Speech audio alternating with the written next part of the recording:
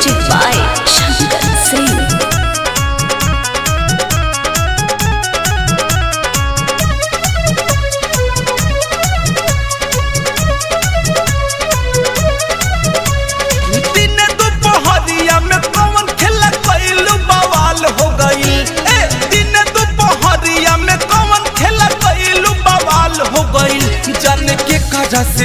जाने के करा से दांत कटवा वालू की काल लाल लाल हो गई।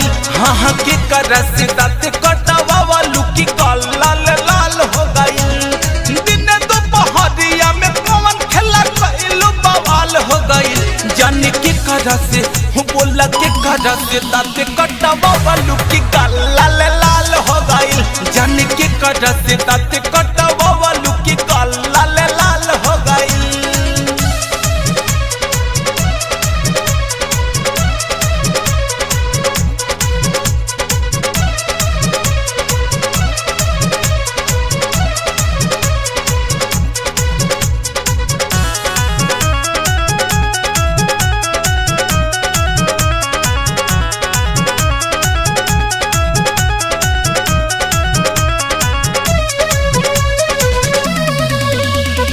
तनी सा ख्याल कर घर के इज्जत पर।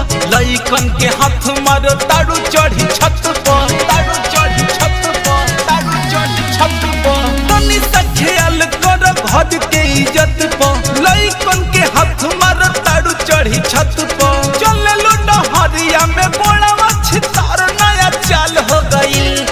चले लो डहरिया में बोलावा छितार नया चाल हो गई। जाने के करा से जाने के करा से दांत कटवा वालू की काल लाल लाल हो गई। जाने के करा से दांत कटवा वालू की काल लाल लाल हो गई।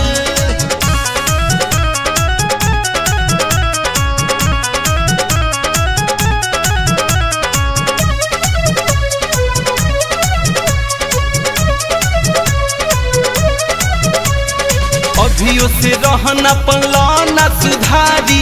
जईबू ससुरावा सजनवा दीही गारी। सजनवा दीही गारी। सजनवा दीही गारी।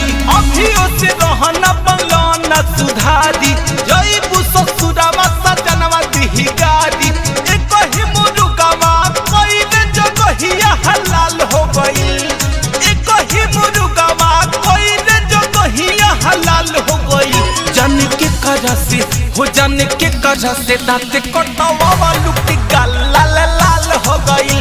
जाने के करा से दांत कटवा वालू की काल लाल लाल हो गई।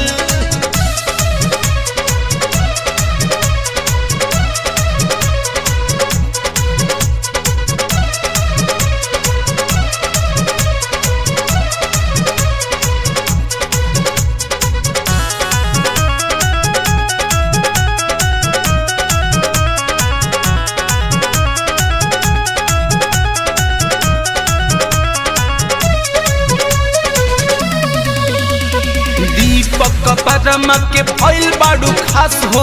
अपुया शंकर के भइले हसास हो। भइले हसास हो। के भइले हसास हो। विजय श्रीमत के भइल बाड़ू खास हो। बोलू गुडू के भइले हसास हो। नाइट में रोज तूफान के मिला लगा काल हो गई।